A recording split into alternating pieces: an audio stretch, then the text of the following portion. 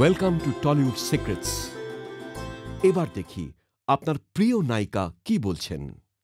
নিজের প্রোডাক্ট নিয়ে আমরা অলওয়েজ বায়াসড, তো সেই জায়গা থেকে চাইবো যে ছবিটা মানে খুবই ভালো করুক, কিন্তু বাংলাদেশে যে রেজাল্ট আমরা পেয়েছি সেটা বিয়ন্ড এক্সপেকটেশনস। আমার যেটা সবচেয়ে মানে নিজের কাছে একটা আনন্দের জায়গা, সেটা হচ্ছে বাংলাদেশের যিনি প্রডিউসার ছিলেন তিনি আমায় ছবিটা রিভিউ করার পর বলেছিলেন যে এই ছবিটা দাদা কিন্তু শিকারির মতো চলবে না, কারণ আপনি এটাকে একটু কমার্শিয়াল থেকে একটুখানি সরে আপনি শহরের মতো একটা ছবি বানিয়ে ফেলেছেন, থ্রিলার, সাধারণ দর্শক বুঝতে পারবে না।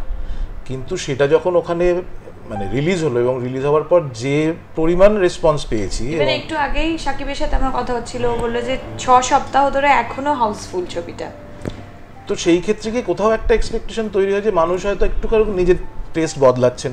সেখানেও যেমন মানুষ রয়েছেন, তারা তো সবাই বাঙালি, এখানেও তো সেই বাঙালি মানুষরাই রয়েছেন, তারাও নিশ্চয়ই এই ছবিটা দেখে মনে হবে তাদের একটু টেস্ট বদলাই। হ্যাঁ, ডেফিনেটলি, যেটা জয়দীপদা বললো যে একদম অন্যভাবে কাস্টিংটা ভেবেছে জয়দীপদা। সো যেভাবে দেখে এসেছে আর্টিস্টদেরকে আমাদের বাংলা দর্শক, একদম অন্যভাবে সবাইকে দেখবে। ইভেন আমার মনে হয় যে সাকিবকেও শিকারিতে যেভাবে দেখেছে তার থেকেও একদম অন্য একটা রূপে দর্শক দেখতে পাবে। সো আমার মনে হয় যে দর্শকদের হলে এসে সিনেমাটা দেখা উচিত, বিকজ থ্রিলার, সাসপেন্স আমরা সবাই পছন্দ করি, যে কী হবে এরপরের মধ্যে কী হবে, মানে এই ব্যাপারটা সবাই আমরা পছন্দ করি। সেইটা মানে ছবিটার প্রতিটি মুহূর্তে আছে, এইটুকু মানে বলতে পারি। আমার আশেপাশের লোকগুলোকেও আমার কিরকম যেন অচেনা লাগছে। আমি যখন থেকে অ্যাসোসিয়েট ডিরেক্টর হিসেবে কৌশিক গাঙ্গুলির সাথে কাজ করছি, বা তার আগে সব্যসাচী চক্রবর্তী, প্রভাত রায়, দেবাংশু সেনগুপ্ত, প্রত্যেকের সাথে যখন কাজ করেছি, আমার ছোটোবেলা থেকে কমার্শিয়াল ছবি দেখতে ভালো লাগে। মানে আমি ছোটোবেলা থেকে অমিতাভ বচ্চনের ফ্যান, আমি আর ডি বর্মনের গান ভালোবাসি।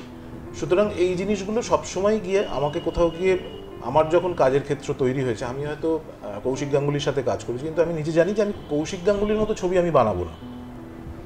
আমি হয়তো, কারণ প্রত্যেকের নিজের নিজের একটা স্বপ্ন থাকে, নিজের নিজের একটা জনার থাকে। তো আমি ছোটোবেলা থেকেই খুব থ্রিলার পছন্দ করি, থ্রিলার, লাভ স্টোরি, বা এমনি নর্মাল থ্রিলার, হাসির গল্প, এই ধরনের জনারগুলোই আমার কাছে সবচেয়ে প্রিয় ছিল।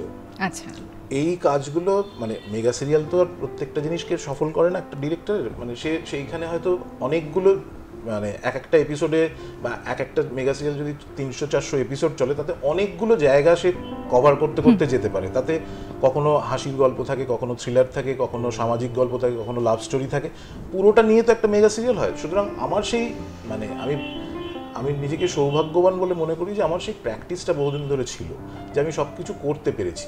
তো 2009 সালে যখন আমার কাছে এই গানের ওপারের অফারটা আসে, তখন আমি প্রথমে নিজে ভাবিনি যে আমি এটাকে কোনোদিন পারবো করতে, কারণ আমার এটাই ছিল যে আমি কি এই ধরনের ডিরেকশন করতে আমি অভ্যস্ত, বা আমি এটা কি পারি। তো তখন যখন ঋতুদার সাথে আমার আলাপ হলো, ঋতুদা আমায় গল্পটা দিয়ে বললো, তুই আমাকে বল যে তোর এই গল্পটা দেখে কি মনে হচ্ছে। তো আমি গল্পটা পড়লাম, পড়ে ঋতুদাকে বলেছিলাম যে এটা বাড়িওলি এবং উৎসবের মিক্সচার। ঋতুদা আমাকে এসে বললো, বাবা, কেউ এটা বললো না, তুই এটা দুম করে বলে দিলি আমার মুখের ওপর। তো আমি বললাম, দেখো আমার যা মনে হয়েছে আমি তাই বলেছি তোমাকে। তো বললো, ঠিক আছে, তুই ডিরেক্ট কর। তো সেই থেকেই জিনিসটা হওয়া, এবং আমি যেটুকু গানের ওপারে এটা যতদিন চলেছে এবং সেটা দেখে যে মানুষের ভালো লেগেছে, সেখানে গিয়ে আমার নিজের কোথাও কনফিডেন্স তৈরি হয়েছে যে হ্যাঁ, আমি তাহলে এই ধরনের জিনিসও করতে পারি। তো সেটার পরে আবার যেরকম সুযোগ এসছে সেভাবেই এগিয়েছে। আমাদের ডিরেক্টরদের ক্ষেত্রে সবচেয়ে বড় মুশকিল হলো, আমরা তো নিজের পছন্দের মতো প্রডিউসার বা নিজের পছন্দের মতো একটা গল্প নিয়ে কারোর কাছে গেলেই সে আমাকে ছবি করতে দেবে না। তো আমার কাছে যে সুযোগটা এসছে আমি সেটাই কাজে লাগানোর এখন চেষ্টা করছি।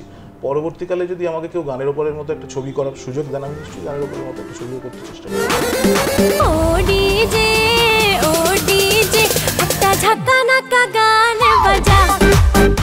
নবাব উইল রক। ডেফিনেটলি সেটার দায়িত্ব দর্শকদেরকে দিলাম। তোকে দূরে তোরি চোখে ডুবে যাব, ডুবো আবার। Please go and watch. ও ডিজে একটা ঝাঁকানাকা গান বাজা। এবং অবশ্যই আপনারা হলে এসে নবাব দেখুন।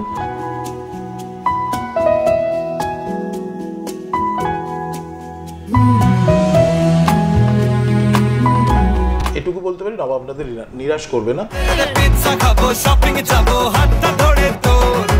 বহুদিন পরে একটা থ্রিলার গল্প নিয়ে আমরা সবাই মিলে খুব এক্সাইটেড যে একটা থ্রিলার জনারের গল্প অন্তত কমার্শিয়াল ছবিতে আসুক এবং সেটা সবাই দেখে উপভোগ করুক।